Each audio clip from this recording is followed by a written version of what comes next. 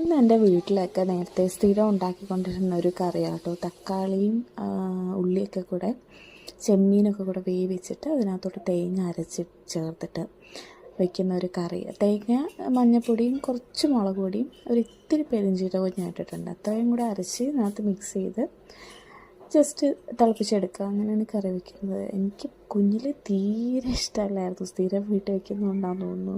പക്ഷേ ഇപ്പോൾ എനിക്ക് എൻ്റെ ഏറ്റവും ഫേവറേറ്റായിട്ടുള്ളൊരു കറിയായത്. നിങ്ങൾ ഇതുവരെ ഇങ്ങനെ വെച്ച് നോക്കിയിട്ടില്ല എങ്കിൽ ജസ്റ്റ് ഒന്ന് ട്രൈ ചെയ്ത് നോക്കട്ടെ. ഇതിപ്പം അപ്പത്തിൻ്റെ കൂടെയും ചോറിൻ്റെ കൂടെ എല്ലാത്തിൻ്റെ കൂടെയും കഴിക്കാം. ഞാൻ നിർദ്ദേശയുടെ കൂടെ കഴിക്കാൻ വേണ്ടിയിട്ടാണ് ഇപ്പോൾ ഇത് ഉണ്ടാക്കുന്നത്. പക്ഷേ ഏറ്റവും ഫേവറേറ്റായിട്ടുള്ള എൻ്റെ ഒരു കറിയാണിത്.